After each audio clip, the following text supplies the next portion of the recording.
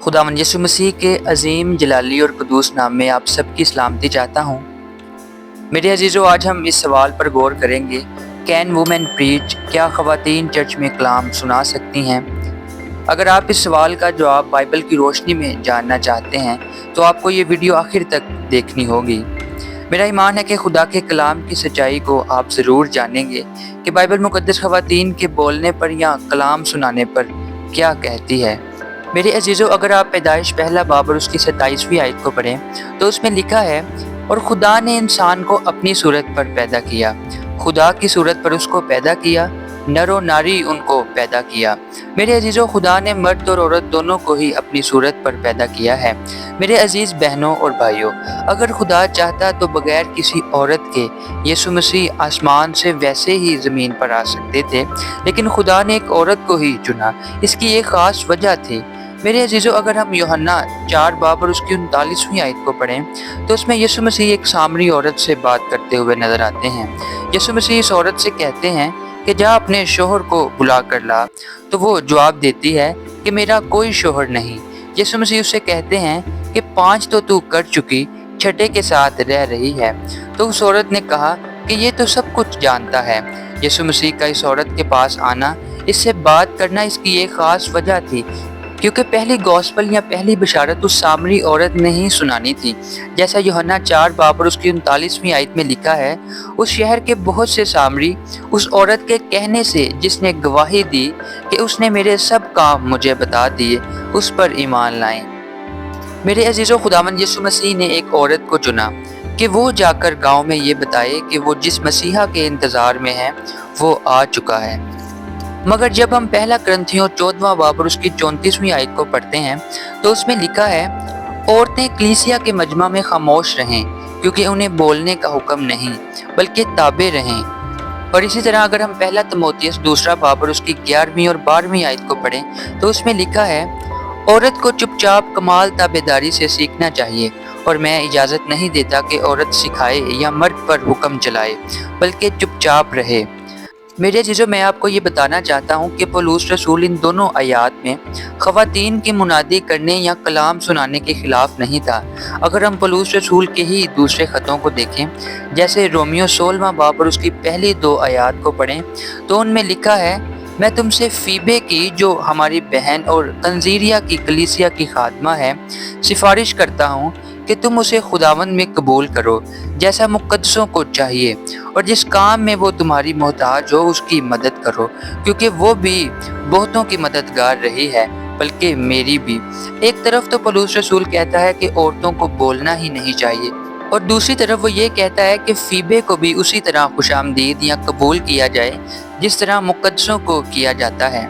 इस आयत में पौलुस रसूल ये बता रहा है कि फीबे मेरी भी मददगार है और तंजीरिया की कलीसिया की खादमा और मददगार भी है। इससे आगे अगर हम रोमियो 16वां बाब और उसकी 3री और 4थी आयत को भी पढ़ें तो उसमें पौलुस रसूल ये कहते हैं, पर सिक्ला और इक्विला से मेरा सलाम कहो, वो मसीह यीशु में मेरे हम खिदमत हैं। उन्होंने मेरी जान के लिए अपना सर दे रखा था, और सिर्फ मैं ही नहीं बल्कि गैर कौमों की सब कलीसियाएं भी उनकी शुक्रगुजार हैं। इस आयत में परसिक्ला और इक्विला दोनों मियाँ बीवी हैं, मगर पौलुस रसूल सबसे पहले परसिक्ला का नाम लिखते हैं कि परसिक्ला और अक्विला से मेरा सलाम कहो, वो मसीह यीशु में मेरे हम खिदमत हैं।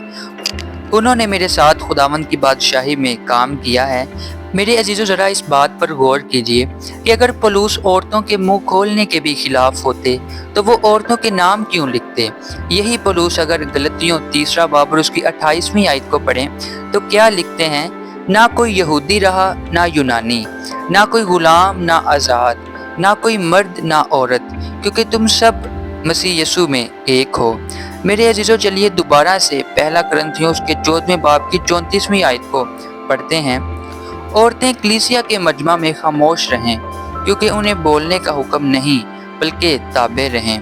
मेरे अजीज़ों, बाइबल मुक़द्दस में कुछ ऐसी आयात मौजूद हैं जिनको समझने के लिए उस आयत के पस मंज़र को देखना बहुत ज़रूरी है।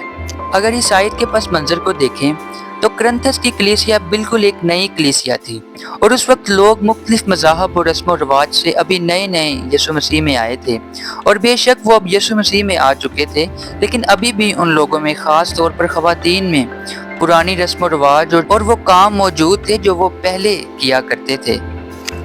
इनमें से बहुत से लोग ऐसे थे जो देवी देवताओं की पूजा किया करते थे और वो औरतें बाल खुले छोड़ दिया करती थीं, जिसके बारे में पौलुस रसूल ने पहला कुरिन्थियों 11वां बाब और उसकी 5वीं आयत में लिखा है, औरत को चुपचाप कमाल ताबेदारी से सीखना चाहिए।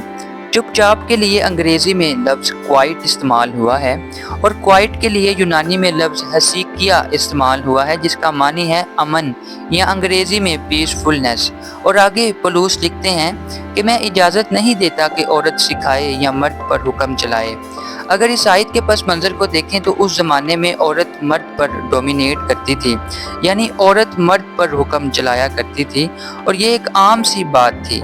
मेरे अजीज़ों, आज हमने पौलुस रसूल की साइकोलॉजी को समझा है कि आखिर इन आयत की असल सच्चाई और इनका मतलब क्या है जो पौलुस रसूल कहना चाहता था। मेरे अजीज़ों, अगर हम अमाल 2 बाब और उसकी 17वीं और 18वीं आयत को पढ़ें तो उसमें लिखा है, खुदा फरमाता है कि आखिरी दिनों में ऐसा होगा कि मैं अपनी रूह में से हर बशर पर डालूंगा और तुम्हारे बेटे और तुम्हारी बेटियां नबूवत करेंगी। मेरे अजीज़ों, इस आयत में ये नहीं लिखा कि सिर्फ बेटे नबूवत करेंगे, बल्कि ये लिखा है कि तुम्हारे बेटे और बेटियां नबूवत करेंगी। मेरे अजीज़ों, अगर औरत बोल ही नहीं सकती तो खुदा को अपना रूह इस पर डालने की क्या ज़रूरत है, और अगर औरत बोल ही नहीं सकती तो वो नबूवत कैसे करेगी। मेरा ईमान है कि आज आप बाइबल मुक़द्दस की बहुत अहम सच्चाई को जान चुके हैं। अगर आपको इस वीडियो से कुछ सीखने को मिला है तो आप ज़रूर इस चैनल को सब्सक्राइब करें ताकि मेरी हर नई आने वाली वीडियो का नोटिफिकेशन आपको मिल सके। और अगर आप कोई सवाल पूछना चाहते हैं तो आप ज़रूर कमेंट कर